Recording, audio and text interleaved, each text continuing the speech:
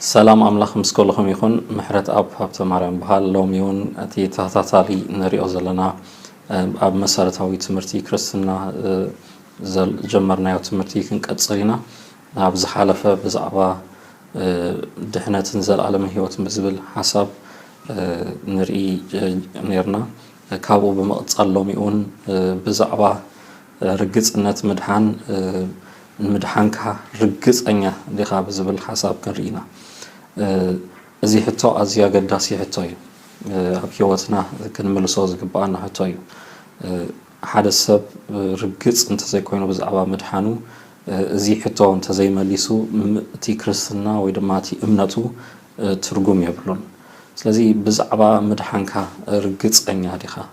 منفساوي لمدتاتكا كم بعل صوم صلاه مزمور بيت كريستيان مخاد استفلالي سرعاتنا بيت كريستيان مغبار مرغاغص اينا مدحانكا كخود خلديو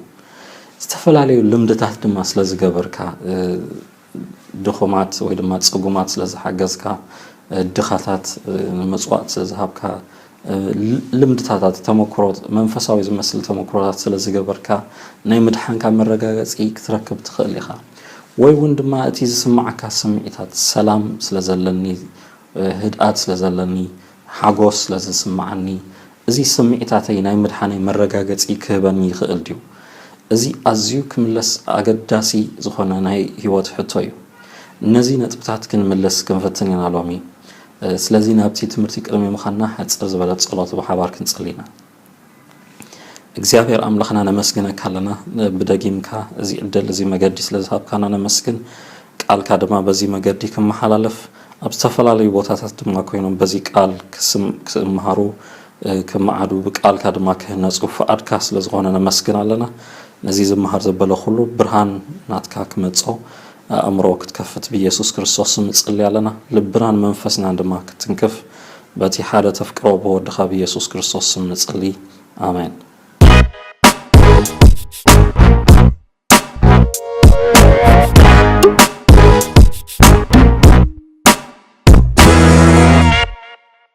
نزي حتى نمملاس قالي أسب عزيو يجنايو ناي مدحانو مرغاغصي وي دما دحري موت نزلو هيوت وي دما زال عالمو ابي كم زحلفو رغص ابزي كونه هيوت وسط يحلفيو وي دما قالي امنت مرغاغصي ابزي بلو اب غبرخا يوسن يلو نغرات يمدب غبرو دما صيرو كملسو زيكل نكلو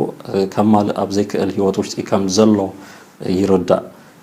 تي كريستنا وي دما نتي امنت مصعب كنتو سرعات مغبار كوينو يركب كابزي مترطار تمالو ترغم زيبلو تسفا اب زيبلو اب نابز صلمته موتنا غويخا بحالو غندما امنت كدحنني زخل امنت الله يلكا مصعب ترغم يبلو املاح بزي ጭንቀት كنقصل نزي حتو كيملسنا نايزي مرغاغص يابيدنا كحزنا كنقصل فعلو يكونن املاخم حدا سب كጭና ወይ ድማ በዛዕባ ምድሓኑ እናተጠራጠረ ክነብር ፈዓዶ ይኮነን እግዚአብሔር ንጹር ዝኾነ ናይ ምድሓን መደብ አሚጡ እዩ ሰብ ዝድሕነሉ መገዲ ተሰሪዑሉ እዩ እግዚአብሔር አምላኽ ከም ዕድሉ ንዝመጽ ሰብ ወይ ድማ ንኩሉ ተቃሊሱ ዝሰዓረ ሰብ ከአቱ አይኮነን ናይ እግዚአብሔር መደብ እግዚአብሔር ንኩሉ ሰሪዑ በዚ መገዲ ዝመጸ እዚ እዩ ናይ ምድሓን መገዲሉ ብንጹር ሰሪዑልና ኣሎ كمتي أملاخ زبالو انت غيرنا كم زخون نفلطينا نزي عدل بمتقام سيطانون نبزحت امرون ناخسسه ترغم كم زيبلو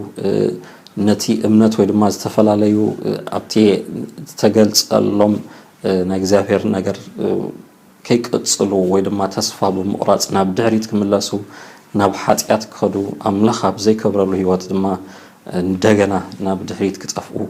ዝተፈላልየ ክሲ ዝተፈላልየ ሕቶ ምጥርጣራት ይብተን كل شيء مترتر أبزلوا بوتا أمنت يلن أمنت أبزلوا بوتا دما እግዚአብሔር አምላኽ ክነሕጉስ ወይ ድማ ከምቲ ኣብ ልቢ ኣምላኽ ዘለዎ ክነብር ኣይንኽእልን ኢና ስለዚ ነዚ ምጥርጣር ኣምላኽ ካብ ልብና ካብ ህይወትና ከኣልየልና ይደሊ ከም ፍቃድ ኣምላኽ እዚ ሎሚ ንሪኦ ሓሳብ ነዚ ሕቶ ክምልስ ክንፅዕር ኢና ምናልባሽ ነዚ ሕቶ ከይመለስና ካልእ ትርጉም ኣብ ዘይብሉ ወይ ድማ ተኸሲስና ናብ ድሕሪት ኣምላኽ ኣብ ዘይከብረሉ ማእሰርታት ውሽጢ ዝተመለስና ሎሚውን እግዚአብሔር ዕድል ከም ዘለዎ ሎሚውን እግዚአብሔር ናብቲ ሓሳቡ ክንምለስ ኩሉ ሻዕ ፍቃዱ ክንገብር ይፅዋዕና ከም ዘሎ እዚ መረጋገፂ ብቃሉ ክርኢና ከም መዕቀኒ መድሓኒይ እዚ ወይ ድማ ናይ መድሓኒይ ከም ዝድሓንኩ ዝፈልጠሉ መገዲ እዚ እዩ ኢልካ ዝቐመጥካዮ መገዲ እንታይ ኣሎ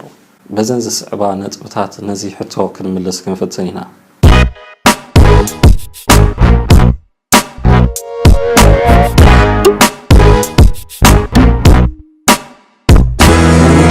መረጋገፂ መጀመርታ ንፈልጠሉ መገዲ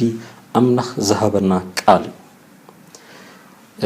ስምዒታትና ልምድታት ወይ ተመክሮና ወይ እውን እቲ ንገብሮ ዝተፈላለየ መንፈሳዊ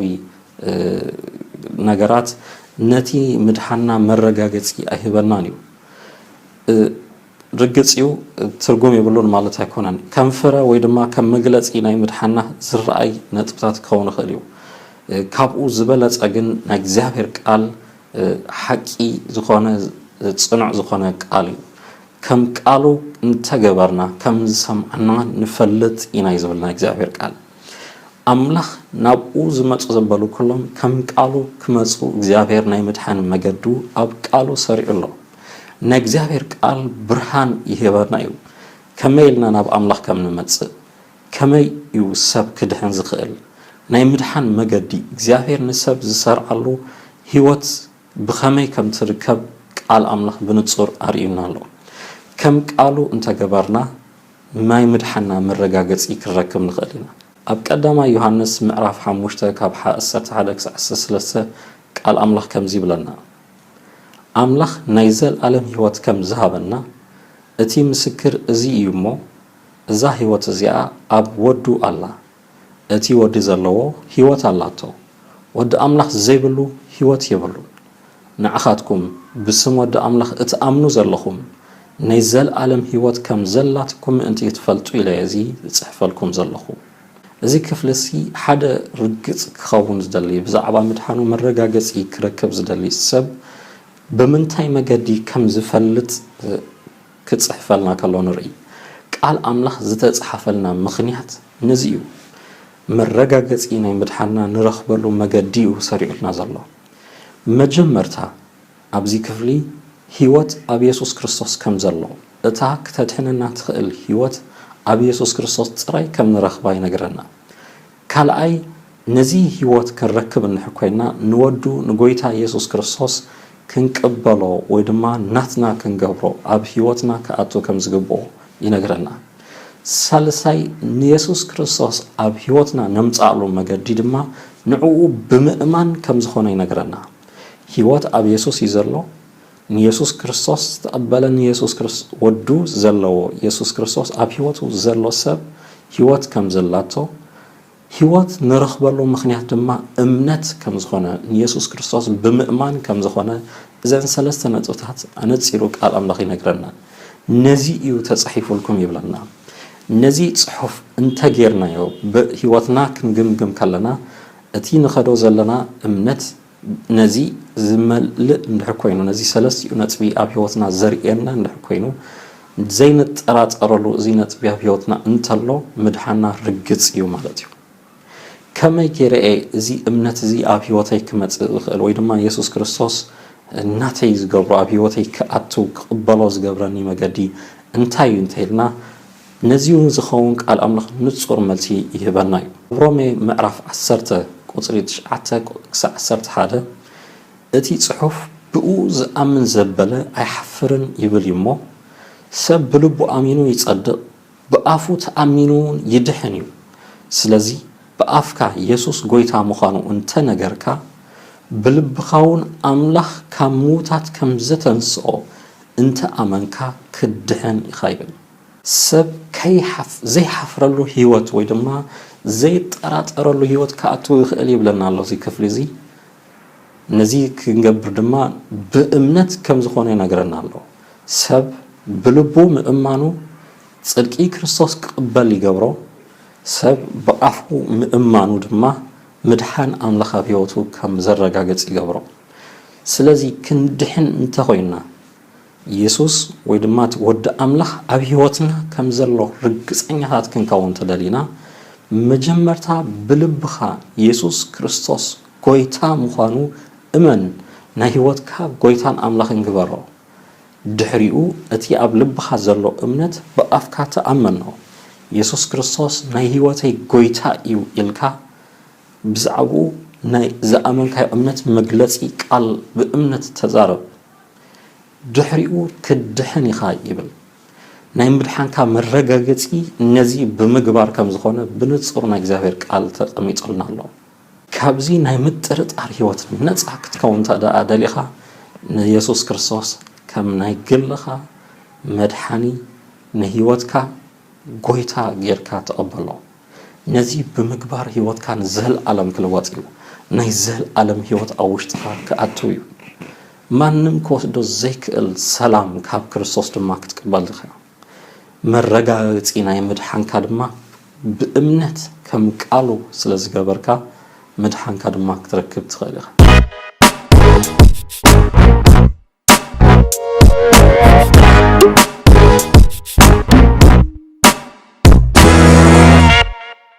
ካልኣይ ምድሓና ንረጋገፀሉ መገዲ በቲ ዝህበና ናይ እግዚአብሔር መንፈስ እዩ መንፈስ አምላኽ አውሽጥና አትዩ መረጋገፂ ናይ ምድሓና ከም ዝነግረና ከም ብኡ ጌርና በመንፈስ ቅዱስ አቢልና ናይ ምድሓና መረጋገፂ ከም ንፈልጥ ቃል አምላኽ ይነግረና ኣብ ቀዳማይ ዮሐንስ ምዕራፍ 3 ቁጥሪ 24 ቃል አምላኽ ከም ዝብለና እቲ ትእዛዛቱ ዝሕሉ ድማ አብኡ ይነብር ንሱን አብኡ ይነብር ንሱ አባና ከም ዝነብር ከአ ንሕና በቲ ዝሃበና መንፈስ نفلت إنا يبل نسو أبانا كم زنبر بتي ذهبنا منفس نفلت إنا أبتيك أدام ينتبي ودو زلوا هيوت كم زلوا كم زدحنا نيمدحانو مرقاقتي ود أملخ يسوس كريستوس أبلبو كم زلوا بمفلات إبلنا نا يسوس كريستوس منفس ويدما كريستوس أبلبنا أنتلو نسود ما من قدوس منفسون سلازهبنا بتي ذهبنا منفس نيمدحنا مرغاغصي كنركب نخيلنا سب لك نغويتا يسوس كريستوس كم ناي قلي مدحانيو نم ناي بحتي مدحاني نغيرو مستقبله يوتو زلوقط حيل املاح بمنفس قدوس يزركب منفس قدوس يو نتي اب كريستوس زلو هيوت ابانا كم زاتو زغبرو منفس قدوس يو نتي هياو زخونه قال برهان زهبنا بمنفس قدوس ابيلنا انا نتي هيوت كنرخبو نخيل سازي منفس قدوس بمركاب حدث منفس قدوس بمقبالو هيوت كم زلو دما ناي كريستوس ودما ود املاح ابلبو كم زلو مرغاغص يركب ولود أملاخ كم زخونا أبتياب لبو زلو منفس قدوس يرغاغصالو منفس قدوس سالساي أكال ناي سلاسي منفس قدوس سبئنا زلو كززارب زمعد مرغاغص يزهبنا هيوتنا زمرح لك خمتي يسوس كريستوس زمهر زنبرا أبلبنا كوينو برهان نابره ودما نمهارو ودما ننببو نا እግዚአብሔር ቃል حقي مخانو مرغاغص انهبه ناب حقي زمرحنا منفسي منفس قدوس انتلو حدثب منفس قدوس انت تقبلو نهزل عالم هيوت اب هيوتو يركب ويدما نابتي حقي خيد ويدما كيسحت كابتي حقي منفس املاح يمرحون يحلوها لذي منفس قدوس مقبال مالت ناي مدحانكا مرغاغص يمركايو سلازي حدثب ناي مدحانو مرغاغص يزرخبلو مغدي بتي يسوع كريستوس مستقبل ابلبو زاتو ناي منفس قدوس حيلي نمنفس قدوس ابلبنا كنعدمون تدلينا ንኢየሱስ ክርስቶስ ብምቕባልና ኢና መንፈስ ቅዱስ ኣብ ልብና ዝኣቱ ንሱ ምስ ከበረ ናይ ክርስቶስ መንፈስ ምስ ኣኽበርናዮ ጎይታይ ኣምላኸይ ኢልና ምስ ተኣመና ህይወትና ንዑ ምስ ሃብና ብቕፅበት ናይ እግዚአብሔር መንፈስ ኣብ ውሽጥና ይኣቱ መንፈስ ቅዱስ ኣብ ውሽጥና ኮይኑ ድማ ነቲ ሰላሙ ነቲ ናይ ኣብ ክርስቶስ ዘሎ ህይወት ኣባና ከውሕዞ ክሰርሕ ክግለጽ ከሎ ንርኢ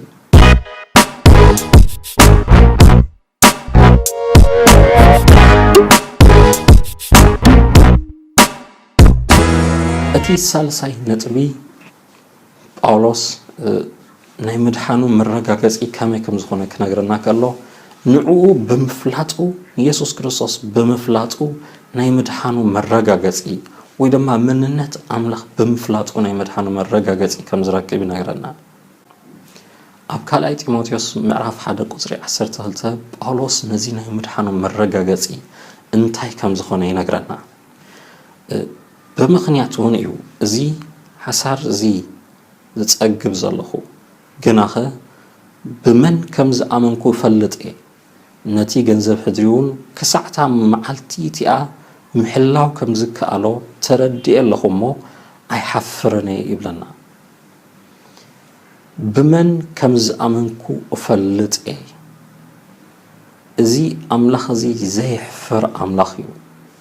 እዚ ኣምላኽ እዚ ርግጸኛ ኣምላኽ እዩ እቲ ዝሃቦ ተስፋ ዘይጠልም ከም ዝኾነ መንነት ኣምላኽ ስለ ዝፈለጥኩ ናይ ምድሓነይ መረጋገፂ ካብኡ እየ ዝረኽቦ ይብለና ኣሎ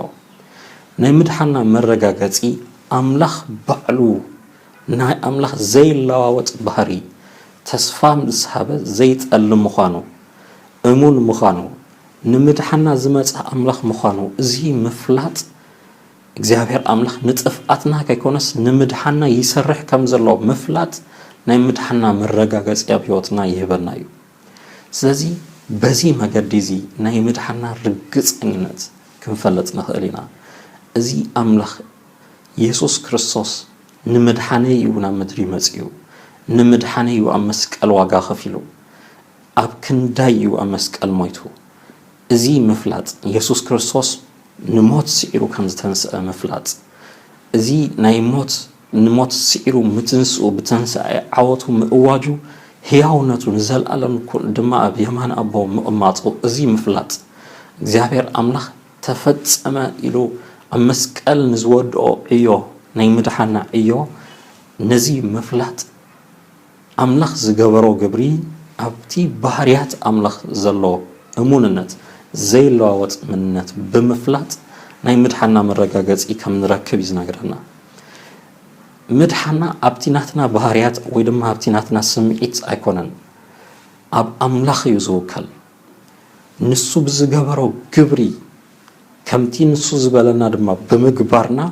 ኢና መረጋገፂ ናይ ምድሓና ንረክብ ከም ቃሉ እንተለና ኣብ ሓቂ ከም ዘለና ክንፈልጥ ንኽእል ኢና ጽቡቕ ስለ ዝተሰማዓኒ ኣይኮንኩን ድሒነ ኣለኹ ዝብል ወይ ድማ ሰላም ስለ ዝተሰማዓኒ ኣይኮነን ድሒነ ኣለኹ ዝብል ብስምዒታተይ ኣይኮነን ናይ መረጋገፂ ዝፈልጥ ወይ ድማ ኣብ ከባቢይ ዘሎ ኩነታት ኣይኮነን ናይ ምድሓነይ መረጋገፂ ዝህበኒ ኣብ ከባቢይ ሰላም ስለ ዘሎ ህድኣት ስለ ዘሎ ኩሉ ሰብ ጽቡቕ ኣለኻ ስለ ዝበለኒ ወይ ድማ መከራ ጸገም ገለ ስለ ዘየለ ወይ ጣዕሚ ዘሎ ህይወት ስለ ዘሎ ጽቡቕ ኣለኹ ክብል ወይ ድማ መከራ ዝተፈላለዩ ፈተናታት ዝተፈላለዩ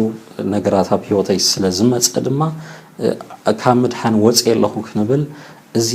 ናይ ምድሓና መረጋገፂ ይህበና ሰባት ዝህቡና ምስክርነታቱን ጽቡቕ ኣለኻ ንሱኮ ጻድቕ እዩ ንሱኮ ከምዚ እዩ ንሱኮ ብሩኽ ቅዱስ እዩ እናበሉ ሰባት ዝህቡና ምስክርነቱን ናይ ምድሓና መረጋገፂ ክኸውን ኣይክእልን ሰብ ብደገን ዘሎ እዩ ዝርኢ ነቲ ልብና ከንጽህ ዝኽእል ከም ቃሉ ከም ዝገበርናን ከም ዘይገበርና ንፈልጥ ኣብ ልብና ዘሎ መረጋገፂ ኣብ ኣምላኽ እዩ ዘሎ ከም ዝድሓና መረጋገፂ ክህበና ዝኽእል መንፈስ ኣምላኽ ጥራይ እዩ መንፈስ ኣምላኽ ድማ ብቃሉ ኣቢሉ ናይ ምድሓና መረጋገፂ ይህበና እዩ ስለዚ ናይ ምድሓና መረጋገፂ ካብ ሰባት ካብ ኩነታት ካብ ስምዒትና ክንደልዮ ይግባአና እዩ ወይ ገለ ነቢያት ፀውዒና ድሕነ ዳይ ድሓንኩን ኢልና ናይ ምድሓና መረጋገፂ ትንቢታት ክንበብልና እዚ ርግፅ ገብሮ ኣይከኣለን እዩ ወይ ድማ ሓደ ሰብ እዚ ጌርካ ዲኻ ኢሉ ነቲ ዝበለና ስለ ዝገበርና ስርዓታት ናይ ቤተ ክርስቲያን ወይ ድማ ስርዓታት ናይ ሰብ ስለ ዘማልኣና ድሒና ኣለና ኢልና መረጋገፂ ክንረክብ ኣይንኽእል ኢና ናይ ምድሓና መረጋገፂ ቃል ኣምላኽ ብንጹር ኣሚጥና ኣሎ ከም ቃሉ እንተጌርና ከም ዝድሓና ንፈልጥ ከም ዝድሓና ርግፀኛታት ድማ ንኸውን ስለዚ ሎሚ ናብዚ ውሳነ እዚ ክንመጽእ ይደሊ ናይ ምድሓነይ መረጋገፂ ካበይ እየ ረኺበዮ ብዛዕባ ምድሓኒ ርግፀኛ ድየ ኢየሱስ ክርስቶስ ነዚ ናይ ምድሓና መረጋገፂ ክህበና ከሎ ኣብ ዮሃንስ ወንጌል ምዕራፍ 10 ቁፅሪ 28-29 ከምዚ ይብለና ኣነ ኸኣ ህይወት ዘለዓለም እህበን ንዘለዓለም ድማ ኣይጠፍኡን እዮም ካብ ኢደይ እውን ዝምንዝአን የልቦን እቲ ንዓታተን ዝሃበኒ ኣቦይ ካብ ኩሉ ይዓቢ እዩ ካብ ኢድ ኣቦይ ሓደ እኳ ክምዝአን ዝኽእል የልቦን ይብለና እዚኡ እቲ ተስፋና ኣምላኽና ዘይጠልም ከም ዝኾነ እግዚኣብሔር ኣምላኽና ንምድሓና ከም ዝሰርሐ ከይንጠፍእ ናይ ምድሓን መገዲ ከም ዝሰርዓልና እዚ ብፈሊጥና ምስኡ ሕብረት ክንገብር ቃል ኣምላኽ ይምዕደና ስለዚ ነዚ ውሳኔ ዘይወሰንኩም ነዚ ውሳኔ ክትውስኑ ሎሚ ክዕድመኩም ደሊ እዚ ሓፃር ጸሎት መሳይ ክትጸልዩ ድማ ዕድመኩም ጎይታ ኢየሱስ ክርስቶስ ናብ ህይወተይ ዕድመካ ኣለኹ ኣምላኸይን ጎይታይን ኢለ ብኣኻ ይእመን ካብ ሎሚ ሰዓት ጀሚረ ንዓኻ ክስዕብ ይውስን ህይወተይ ንዓኻ ይህብ ሓጢኣተኛ ምዃነይ ተኣሚነ ናባኻ ይመጽእ ምእንታይ ከም ዝሞትካ ምእንታይ ድማ ብሳልሳይ መዓልቲ ከም ዝተንስኣካ ኣብ የማነ ኣቦ ከም ዝተቐመጥካ ተመሊስካ ድማ ከም ትመጽእ እዚ ኣምን ህይወተይ ንዓኻ ይህብ ብጎይታ ብኢየሱስ ስም ኣሜን እዛ ሓፃር ናይ እምነት ጸሎት እንተጸሊናያ ኣምላኽ ከም ዝሰምዓና ርግፀኛታት ንኾን ብልቡ እንተኣሚኑ ብኣፉ እንተኣሚኑ ከም ዝጸድቕን ከም ዝድሕንን ቃል ኣምላኽ ነጊሩና ኣሎ ጎይታ ኣምላኽ ይባርኽኩም ኣብ ዘለኹም ኩሉ በረኸት ኣምላኽ ምሳኩም ይኹን ብዛዕባ እዚ ትምህርቲ ርእቶ ወይ ሕቶ ዝተፈላለየ ሓሳባት ክትቡን ክትጽበየ ሰላም ኣምላኽ ምስ ኩለኩም